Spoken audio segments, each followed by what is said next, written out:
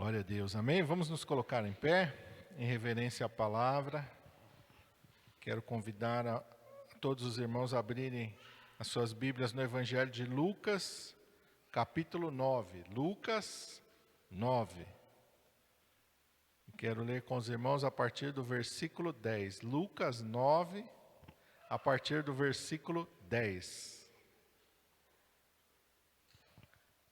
Amém? Todos acharam? Está escrito assim: E regressando os apóstolos, contaram-lhe tudo o que tinham feito, e tomando-os consigo, retirou-se para um lugar deserto, de uma cidade chamada Betsaida. E sabendo-o a multidão, o seguiu, e ele os recebeu, e falava-lhes do reino de Deus, e sarava os que necessitavam de cura. E já o dia começava a declinar. Então, chegando-se a ele os 12, disseram-lhe: Despede a multidão, para que, indo aos campos e aldeias ao redor, se agasalhem e achem o que comer, porque aqui estamos em um lugar deserto. Mas ele lhes disse: Dai-lhes vós de comer. E eles disseram: Não temos, senão 5 pães e 2 peixes, salvo se nós próprios formos comprar comida para todo este povo. Porquanto estavam ali quase 5.000 homens. Disse então aos seus discípulos: Fazei-os assentar em grupos de 50 em 50. E assim o fizeram. E fazendo-os assentar a todos, tomando os 5 pães e os 2 peixes, e olhando para os céus, abençoou-os, e partiu-os, e deu-os aos seus discípulos, para os porem diante da multidão. E comeram todos e saciaram-se. E levantaram do que lhes sobejou 12 cestos de pedaços. Até aqui. Vamos orar. Pai santo e maravilhoso, nós estamos diante da Tua palavra, Senhor. E nós pedimos neste momento que o Teu Espírito Santo venha falar conosco. Tudo aquilo, Senhor, que o Senhor tem para ministrar às nossas vidas através desta palavra. O Senhor declarou: nem só de pão viverá o homem, mas o homem viverá de toda a palavra que sai da boca do Senhor. Esta é uma palavra viva e que tem poder de vivificar as nossas vidas. E que nós possamos ser vivificados por esta palavra, abençoados e fortalecidos por tudo aquilo que o Teu Espírito Santo vai fazer nesta noite através desta palavra. Nós te pedimos isto, Senhor, eu te peço, usa a minha vida, em nome de Jesus. Amém. Os irmãos podem se assentar. Enquanto eu estava meditando nesse texto, o Senhor me chamou a atenção para o versículo 14. Diz aqui no versículo 14 que estavam ali quase 5.000 homens, fora mulheres e crianças. O costume daquela época era contar os homens, não se contavam as mulheres e crianças. Então aí você pode entender que tinha uma multidão muito grande.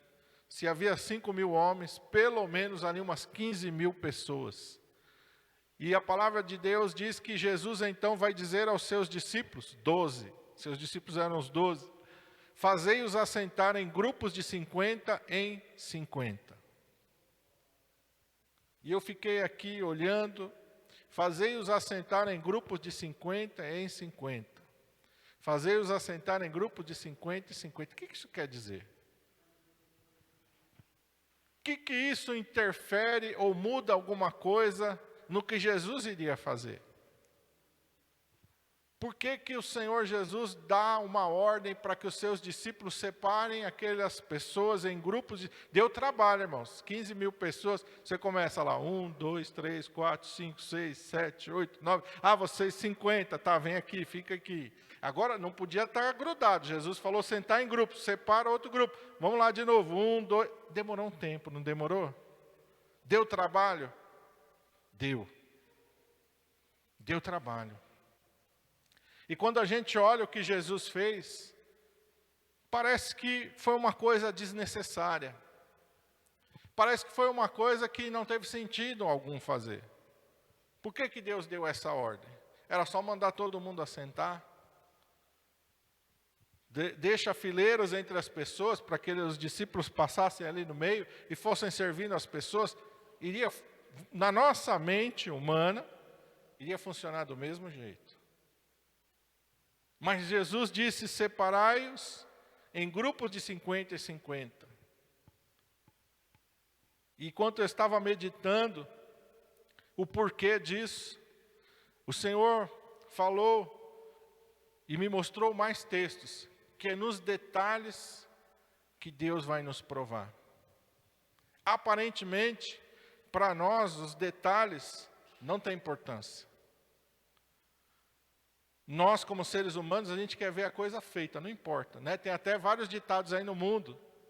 Diz, olha, os meios não importam, o que importa são os fins. Você já ouviu esse ditado? Os meios não importam, importa é os fins, importa o resultado. O que você fez para chegar no resultado não importa. Importa se o resultado aconteceu, se deu certo. Só que com Deus não é assim. Para Deus, mais importante do que o resultado é como você fez para chegar lá. É o que você fez para chegar lá. Porque Deus, ele é bem detalhista, ele é bem específico nas coisas que ele fala. E ele é exatamente meticuloso naquilo que ele faz. E ele nos prova, ele prova a nossa fidelidade através dos detalhes. E o Senhor me levou a Josué capítulo 1, vamos lá, Josué capítulo 1. Nas instruções que Deus deu para Josué, quando Josué assume o lugar de Moisés e ele vai passar a liderar o povo, e Deus fala coisas bem específicas para Josué, e eu quero ler com os irmãos o versículo inicialmente de número 8, Josué 1:8. Quando Deus está instruindo a Josué, presta atenção no que Deus vai falar para Josué. Deus diz assim: não se aparte da tua boca o livro desta lei, antes medita nele de dia e de noite, para que tenhas o cuidado de fazer conforme tudo quanto nele está escrito. O que Deus está dizendo para Josué? Josué, presta atenção, leia com cuidado, leia com cautela, medita de dia e de noite. Não é uma coisa para você olhar, não, isso aqui eu já sei. Bate o olho, isso aqui eu já sei, isso aqui eu já sei como é. Não é para fazer assim. Deus está dizendo para Josué, Josué, presta atenção no que você está lendo, medita naquilo que você está lendo. O que é meditar? Procura entender o que você está lendo. Procura compreender o que você está lendo. E exatamente o Senhor me fez lembrar dos 50 e 50. É isso que eu quero dizer. O 50 e 50 não está ali por acaso. Não é um detalhe desnecessário para você passar por cima dele e falar, não, o que importa é que a multidão comeu. Esse negócio de separar de 50 e 50, não quer dizer nada. Não faça isso. Presta atenção em tudo aquilo que está escrito na palavra, porque tudo que está escrito na palavra tem um propósito, tem um porquê, tem uma razão de estar ali. E o Senhor fez questão de que aquilo fosse destacado. Então Deus está falando para Josué, quando você lê a minha palavra, você presta atenção. Você procura entender, você procura compreender, não faz de qualquer jeito, para que você tenha o cuidado de fazer conforme tudo. Não é conforme o que você entender. Não é conforme o que você achar. É conforme tudo quanto está escrito aqui. Hoje em dia, e eu assisti algumas aulas lá com a Carol, lá na faculdade dela de teologia, e existe uma coisa muito perigosa nos dias de hoje, que é a livre interpretação. Eu olho aqui e, se para mim 50-50 não significa nada, então eu posso passar por cima que não tem problema. A minha interpretação é essa. Com Deus não é assim, não. As coisas de Deus não são assim. E nós estamos num país aí que está vivendo uma bagunça jurídica por causa disso. Nós temos 11 ministros na Suprema Corte. Cada um interpreta a lei do jeito que quer. O país vira uma bagunça. O país vira um rolo danado. As coisas de Deus não são assim. É o que está escrito e é conforme está escrito. A interpretação da palavra de Deus, ela tem que ser exatamente do jeito que está escrito. Porque Deus tem compromisso com a sua palavra. Deus não muda. Jesus disse assim para os discípulos, nem um jota, nem um tio se omitirá da lei, sem que tudo seja cumprido. Jesus falou uma palavra forte: nenhum jota, nenhum tio se eu me tirar da lei, sem que tudo seja cumprido. Quer dizer, Deus está olhando cada detalhe da sua palavra. Deus está olhando para cada detalhe daquilo que Ele revelou para nós. E a instrução de Deus para Josué é muito clara: tenha cuidado de fazer conforme tudo quanto nele está escrito. Não é para você olhar e falar assim: essa parte aqui eu não gosto, então vou pular, eu vou só para a parte que eu gosto. Porque hoje tem muitas pessoas que falam assim. Eu já conversei com muitas pessoas que dizem: olha, pastor, tem coisa na Bíblia que eu não concordo e tem coisa na Bíblia que eu não aceito. E normalmente é aquilo que exige de nós: uma mudança, uma renúncia e muitas vezes uma transformação da nossa vida. As pessoas são assim: não, promessa eu quero, vitória eu quero, mas compromisso eu não quero. Nós estamos numa geração assim: a bênção eu quero, tudo que diz respeito à bênção, tudo que diz respeito a vencer, tudo que diz respeito a benefícios para mim eu quero, mas aquilo que vai exigir de mim uma mudança e uma transformação, eu não quero. Mas não é isso que Deus instrui a gente. Porque se a gente tiver o cuidado e a diligência de fazer conforme tudo quanto nele está escrito, o versículo 8 continua: porque depois farás prosperar o teu caminho, e então prudentemente te conduzirás. A bênção de Deus, ela vai vir sobre nós quando primeiro houver em nós uma diligência, um cuidado, um zelo. O zelo é isso.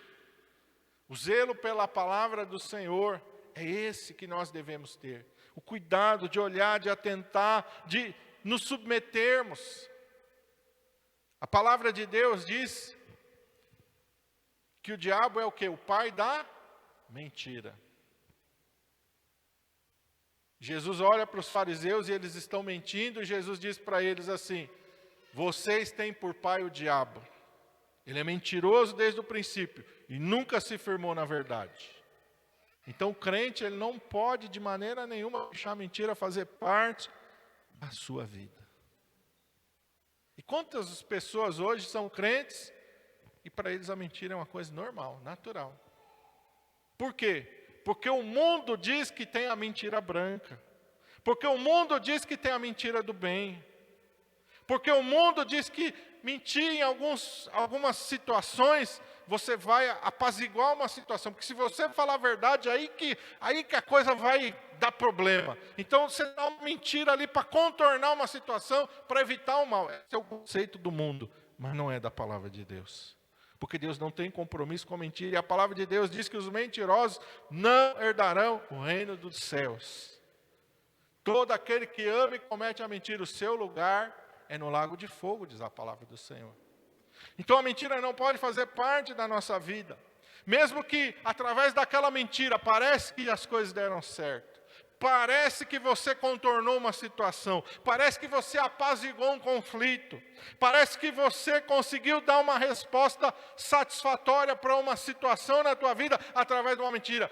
Parece que a coisa funcionou, mas diante de Deus não funcionou não. Os detalhes da palavra de Deus, as coisas que Deus coloca na sua palavra são extremamente importantes. E Deus chega a dizer lá em Jeremias 41, 10, só a parte A do versículo. Eu vou ler lá, você não precisa ler, se você não quiser, não precisa abrir, só marca aí para depois você conferir. A parte A do versículo 10 de Jeremias 48, o Senhor diz assim: maldito aquele que fizer a obra do Senhor fraudulentamente, ou, vamos dizer assim, relaxadamente. O que é isso? Eu vou fazer, mas eu não vou fazer exatamente o que Deus falou. Eu vou fazer, mas eu não vou ser tão rigoroso naquilo que Deus falou.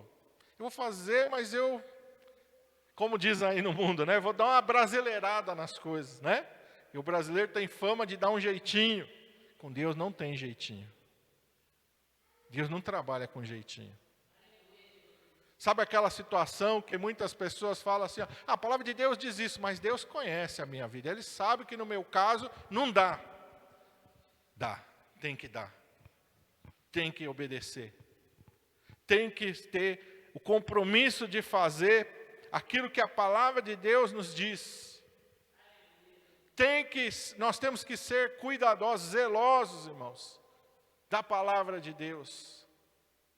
Os judeus levam tão a sério aquele versículo que diz, não tomarás o nome do Senhor teu Deus em vão, que eles não falam.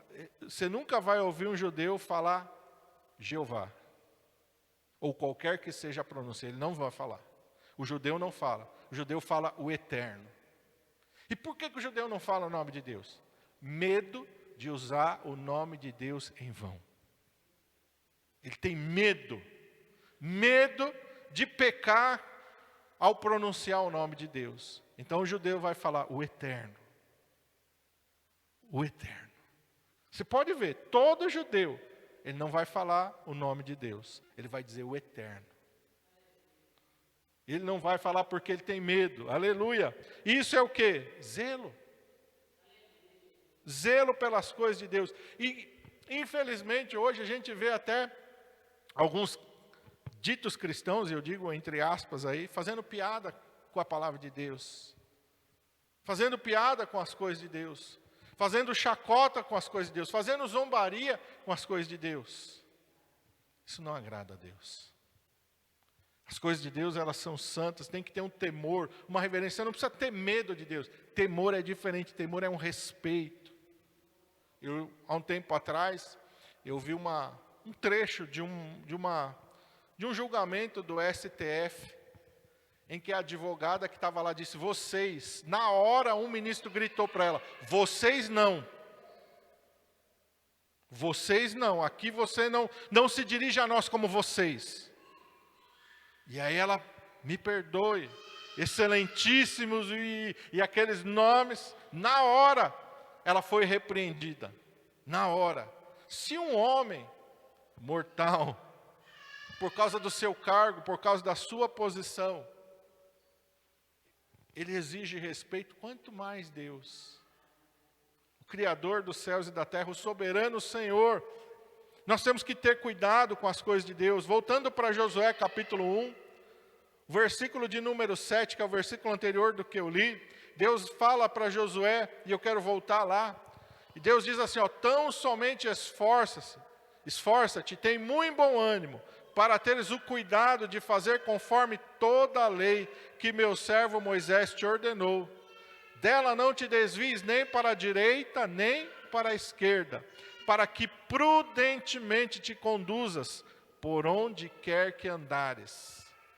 Eu tenho que olhar para a palavra de Deus. Eu posso dar uma desviadinha, eu posso dar uma contornada? Não, Deus está falando bem claro. Não te desvies nem para a direita, nem para a esquerda. E o Senhor me fez lembrar, quando eu estava lendo esse versículo, de Saul. Quando Deus dá uma instrução para ele ir guerrear contra Amaleque, Deus fala para ele, olha, tudo que tem lá é anátema, é maldito. Não pega nada de lá, igual Jericó, é anátema, é maldito. Tudo que tiver lá tem que ser destruído. E aí quando Saul vai, faz a guerra e volta, o Senhor diz para o profeta Samuel, olha, Saul me desobedeceu, transgrediu, eu rejeitei ele.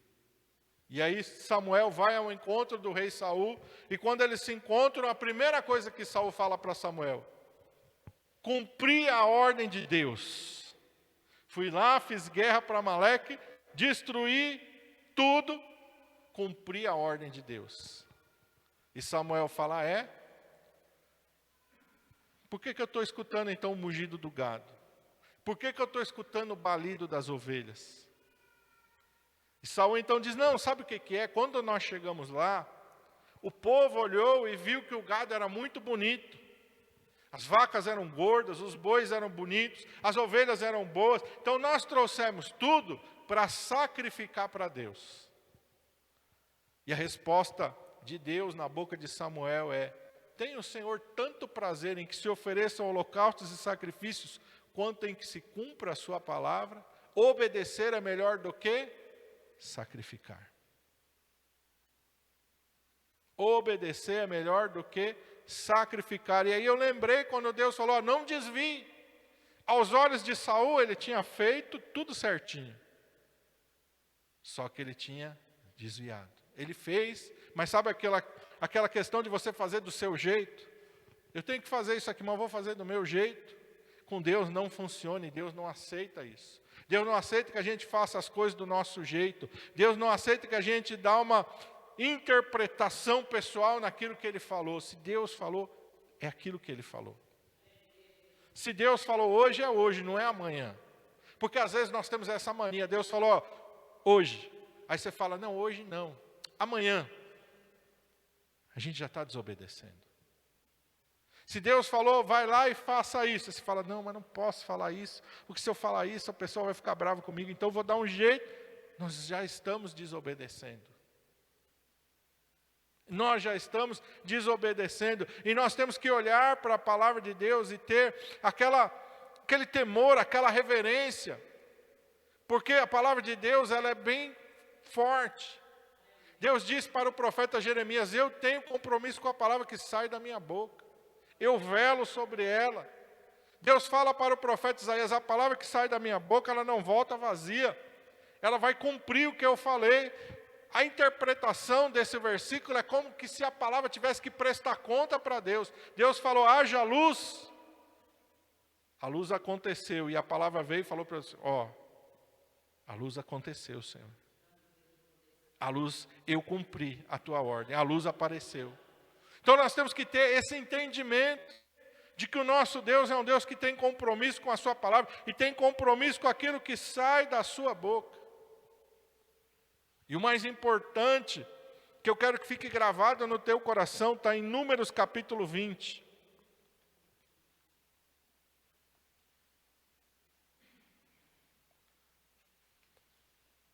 Para a gente entender a importância da gente fazer exatamente aquilo que o Senhor falou, Números 20. E eu quero ler com os irmãos a partir do versículo 7.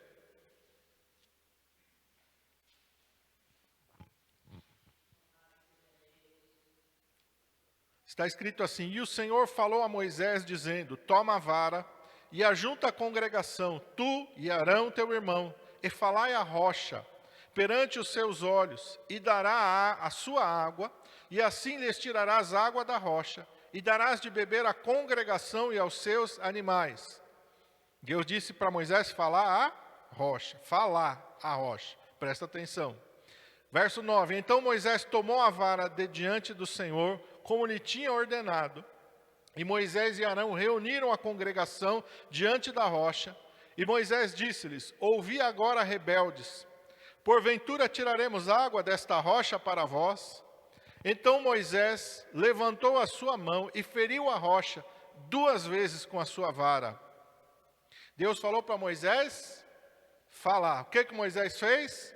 Feriu 2 vezes. E saíram muitas águas, e bebeu a congregação e os seus animais. Eu quero que você preste atenção nisso. Saiu água da rocha. O povo matou a sede. O resultado foi o mesmo.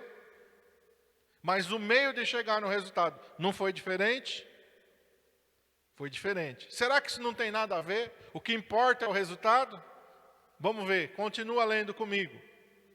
Verso 12, e o Senhor disse a Moisés e a Arão, porquanto não me crestes a mim, para me santificar diante dos filhos de Israel, por isso não metereis esta congregação na terra que lhes tenho dado. Na hora, Deus chamou Moisés e Arão e disse, ó,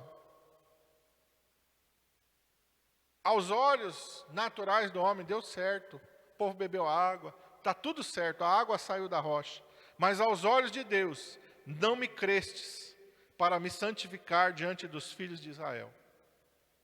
Tem uma consequência. E o Senhor colocou no meu coração todo detalhe ignorado na palavra de Deus vai custar algo para nós. Toda vez que eu ignorar um detalhe daquilo que Deus falou, daquilo que Deus ensinou, daquilo que Deus instruiu, vai custar algo para mim. Eu vou sofrer a consequência. Toda vez que eu ignorar, o resultado pode acontecer. O resultado pode parecer que é o mesmo, mas vai custar algo para mim. Eu vou deixar de viver alguma coisa que o Senhor tinha preparado para mim. Arão não entrou na terra da promessa, e nem Moisés. E quando Moisés, se você for ler Deuteronômio, Moisés está lá o Rio Jordão, Moisés está aqui, o Rio Jordão está aqui, a terra está do outro lado. E Moisés vai orar e vai falar: Senhor, permita que eu cruze esse Jordão, Senhor. Deixa eu passar do lado de lá. O Senhor vai dizer: não me fales mais nesse assunto. Tu não vai entrar lá. Por quê? Por causa de um detalhe. Fala não é ferir. Parece um detalhezinho bobo para nós. Parece uma coisinha que não tem nada a ver. Parece o de 50 e 50. Uma multidão tão grande, uma muvuca danada. Para que eu vou separar de 50 e 50? Mas a palavra de Deus lá diz que os discípulos fizeram o que o Senhor falou.